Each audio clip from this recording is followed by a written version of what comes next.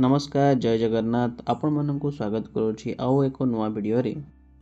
आज आम पहुँची जाइछु वैकुंठगिरी टेम्पल जोटा कि श्री अनंत वेंकटेश्वर स्वामी बोली मध्य कहा जाए। यही टेम्पल को आसिया पई आपण मानक वाइजाग रो आरकू जीवा रास्ता रे काशीपाटना मोडी विलेज आसीबो। जो विलेज रो आपण को 18 किलोमीटर्स माने घाटी रास्ता रे जीवा पड़ियो। आपण मानु सजेस्ट करिवि बाइक किंबा कार परफेक्टली ड्राइविंग जानी ही यही हिल स्टेशन को प्लान करंतु। यही घाटी रास्तार ड्राइविंग आपण मैंने बहुत मजा नहीं पारिबे। मंदिर को जीवा पई हेले बहुत किछि अंका बंका घाटी रास्ता दे आसीबो पड़िबो। मंदिर को जीवा आगरो आपण माननकु कार बा बाइक पार्किंग पई टिकट नेबा पड़िबो। एठी टिकट आमे नेलो टिकट प्राइस 20 टंका। फाइनली आमे श्री वैकुंठगिरी टेम्पल आमे पहुंची गलु। एही मंदिर को साउथ इंडिया रो सबठारो उच्चरे थिबा मंदिर में कहा जाए, जहा कि 3333 फुट सी लेवल रो अवस्थित अछि। सुनिबा को मिलुछि एहा तिरुपति मंदिर ठारू मध्य अधिक उच्चा। जीवा कले प्रवेश रे आपण चित्ता काटियो को जाय कि वेंकटेश्वर नामा।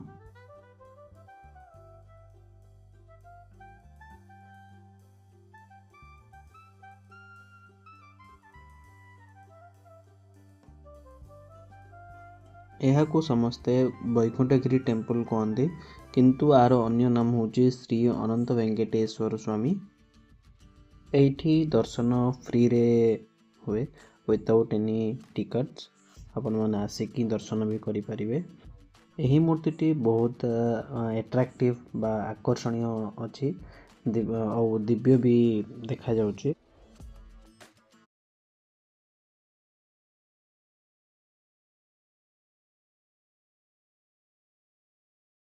मंदिर चारि पाखे सीताराम को टेम्पल और जयवीर हनुमान टेम्पल भी अच्छी।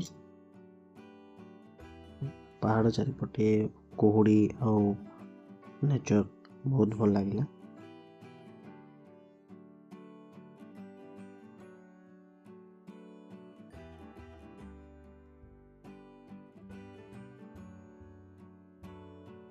और लड्डू किणी नहीं पारे को जीवाई, किंतु दर्शन टा बहुत भल लगे। आउ मूर्तिटा पूरा एट्रैक्टिव अच्छी, आपण मैंने देखिले ही जानिबे। मंदिरटी पहाड़ चारिपटे आउ प्राकृतिक सौंदर्य रे बहुत भरपूर ही अच्छे। रिटर्न हेबा रास्ता रे बहुत किछि हिल पॉइंट अच्छे जो थे आपण माने फोटोस नहीं पारिबे आउ व्यू रो एंजॉय नहीं पारिबे। किंतु आपण माने जेबे भी थरे वाइजाग की आरकू आसंती थरे ये मंदिर को दर्शन करंतु। आउ नेचर रो भक्ति आउ फ्रेश एयर आउ नेचर रो लाभ उठे पारिबे। आपण मानको वीडियो जदी भल लागि थाए लाइक शेयर एंड सब्सक्राइब करिया पे भूलिबेनी। जय जगन्नाथ।